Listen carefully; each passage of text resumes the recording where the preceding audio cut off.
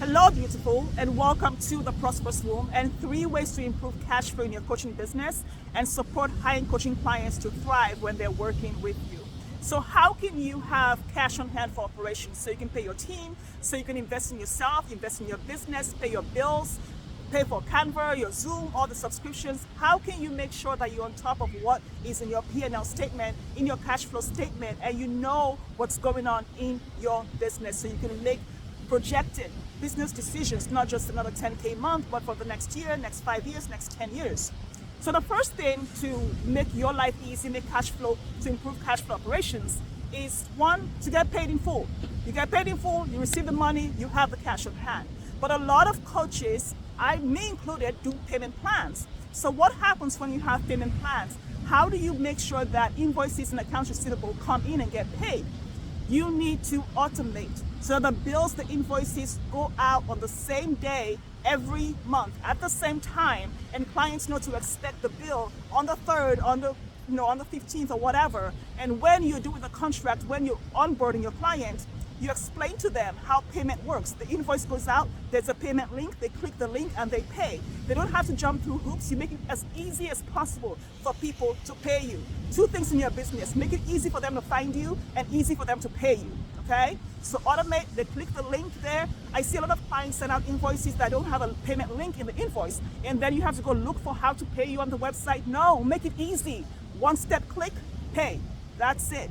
Do every month the same day, and they know my payment to Coach A goes out on this day. Make it easy to receive cash because you do so much good work and put so much value out in the world. Number 2, communication is key. Stay top of mind with your clients. Don't just show up in their inbox with a bill on the 15th of every month. Send emails out, newsletters, things of interest, so you're always top of mind, so they know there's an exchange going on here, and they remember you because you're always in their inbox. Communication is key to establishing that long-term relationship where clients feel like they get more value than just the coaching that you do with them. Check in on them. Send stuff that you know will improve the value of the work you do with them. Send an email out once a month. Whatever it is that you have to do to stay in touch with them, that communication is key to developing the relationship, to adding value to the work you do together, and for them to remember who you are so they can pay you. Especially if you are doing, passive coaching, where you're not actively coaching them and they don't see you or hear from you. They hear from the associate coach or they hear from your team. They need to remember that you are top of mind. So communication is key to collecting the money that you are owed, okay? Number 3 is this. You need to understand the financial health of your company. Your P&L statement, your statement of cash flows, how much cash you have in the company, what you have available to use for you right now, and assets and liabilities. But let's step back to cash flow. I had a client once who had a membership and other payment plans coming in, and she had a $30,000 bill to pay. She could not pay the bill because she had assumed that all the invoices had been paid, but she had a ton of outstanding invoices that the VA hadn't sent emails for yet to pay. So you need to understand how much money you have in outstanding invoices for each month. How much money do you expect to come in, and what has been paid and not paid, and what you need to do to get payment immediately. Because you don't want to assume that, okay, so I have monthly recurring revenue of 50K coming in, but you have only collected 22K, and now you have a 40K bill to pay, or you need to invest in yourself or in your business, or you need to pay Canva or whatever it is, or for your mastermind, for your peer mastermind.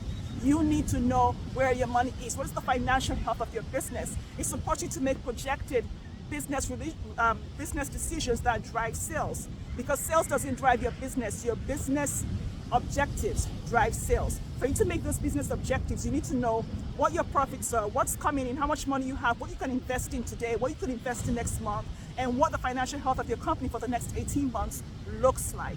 So what is your cash on hand? And the final thing is, number 4 is this. Sometimes life changes happen. And when they happen, like a divorce in your client's life, a death in the family, a death of a parent, they have to travel. There's so many things that come up that are just life changes. What happens to the contract? My contract usually range between, if it's not a VIP day, it's 18 months or longer than that.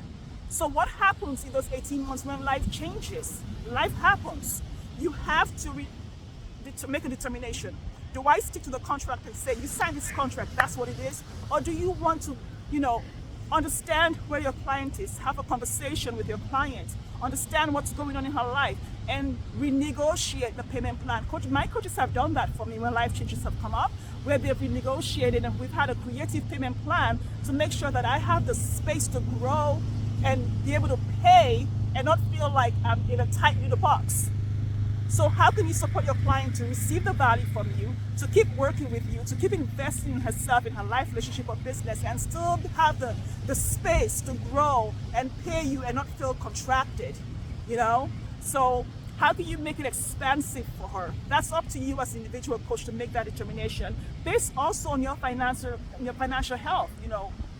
If the money comes in, it supports you. If it doesn't come in, it doesn't support you. It doesn't support your life. So you get to make the determination, how can I renegotiate this contract with her so that she gets what she needs and I have what I want?